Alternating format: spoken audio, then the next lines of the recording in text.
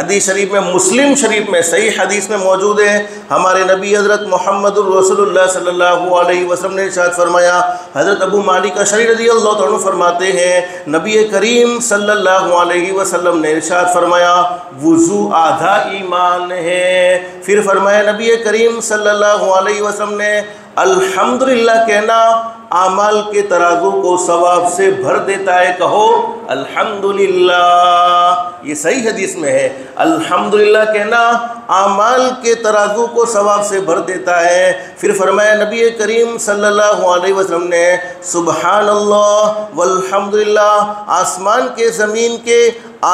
و زمین کے درمیان کی خالی جگہ کو ثواب سے بھر دیتے ہیں۔ کہہ دو سبحان اللہ، کہہ دو الحمدللہ۔ فرمایا سبحان اللہ الحمدللہ آسمان و زمین کے درمیان کی خالی جگہ کو ثواب سے بھر دیتے ہیں۔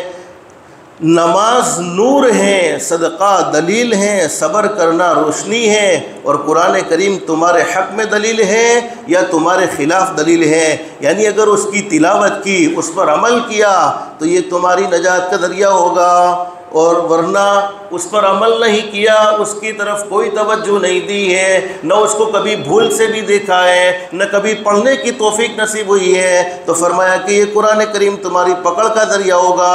حدیث شریف میں وضو کو آدھا ایمان اس لیے فرمایا ہے کہ ایمان سے دل کے کفر و شرک کی ناپاکی دور ہوتی ہے۔ ایمان جب آدمی کے اندر آتا ہے تو دل میں سے کفر نکل جاتا ہے، شرک نکل جاتا ہے۔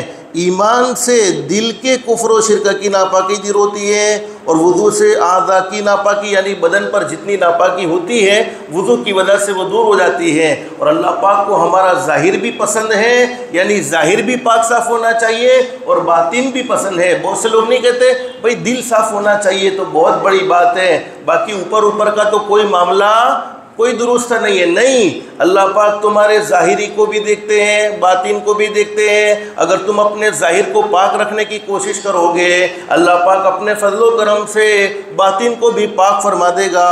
تو فرمایا کہ وضو سے اعضاء کی ناپاکی دور ہوتی ہے۔ نماز کے نور ہونے کا ایک معنی یہ ہے کہ نماز گناہوں سے اور بے حیائی سے روکتی ہے۔ بہت سے لوگ کہتے ہیں گناہ سے بچ نہیں سکتے ہیں۔ حدیث شریف میں حضرت اقدس نبی کریم صلی اللہ علیہ وسلم کا ارشاد علی ہے، اور قرآن کریم میں بھی اللہ رب العالمین فرماتے ہیں اگر ہم سنت کے مطابق نماز پڑھنے کا اہتمام کرتے ہیں تو یقیناً وہ نماز ہمیں بے حیائی سے بھی روکتی ہے اور گناہ سے بھی روکتی ہے۔ جس طرح اندھیرے کو نور اندھیرے کو دور کر دیتا ہے، اسی طریقے سے نماز کے اندر روشنی پیدا ہوتی ہے، اجالا ہی اجالا ہو جاتا ہے۔ نماز کی وجہ سے نمازی کا چہرہ قیامت کے دن روشن ہوگا، اور دنیا میں بھی نمازی کے چہرے پر تر و تازگی ہوگی۔ آپ کو اس کا تجربہ کرنا ہو تو کر کے دیکھ لو۔ جو لوگ فجر کی نماز پڑھ کر اٹھتے ہیں، یعنی فجر کی نماز پڑھنے کے لیے اٹھ جاتے ہیں اور ان کی صبح فجر کی نماز پڑھی ہوئی ہونے کی حالت میں ہوتی ہے، ان کے چہرے کی کیفیت کچھ اور ہوگی، اور جو نماز میں آرام سے سوتے رہتے ہیں ان کے چہرے کی کیفیت کچھ اور ہوگی۔ یہ حدیث شریف میں ہے، نماز سے نورانیت پیدا ہوگی۔ تو فرمایا کہ دنیا میں بھی نمازی کے چہرے پر تر و تازگی ہوگی، قیامت کے دن بھی اس کا چہرہ روشن ہوگا۔ نماز قبر اور قیامت کے اندھیری میں روشنی ہوگی۔ صدقے کے دلیل ہونے کا مطلب یہ ہے کہ مال انسان کو محبوب ہوتا ہے، مال انسان کو پیارا ہوتا ہے۔ جب اللہ رب العالمین کے راستے میں اس کو خرچ کرتا ہے اور صدقہ کرتا ہے تو یہ صدقہ کرنا فرمایا نبی کریم صلی اللہ علیہ وسلم نے۔ حدیث شریف میں حضرت اقدس نبی کریم صلی اللہ علیہ وسلم نے صدقے کو دلیل بتلایا۔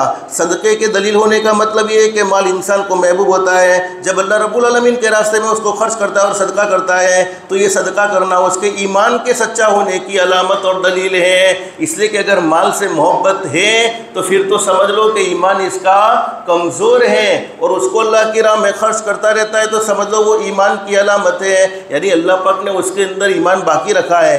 صبر کے روشنی ہونے کا مطلب یہ ہے کہ صبر کرنے والا شخص یعنی اللہ کو حکموں کو پورا کرنے والا، نافرمانی سے رکنے والا، تکلیفوں کو برداشت کرنے والا اپنے اندر ہدایت کی روشنی کو لیے ہوئے ہیں۔ اللہ ہم سب کو قرآن کریم سے محبت نصیب فرمائے اور قرآن کریم کا ادب ہم سب کو نصیب فرمائے۔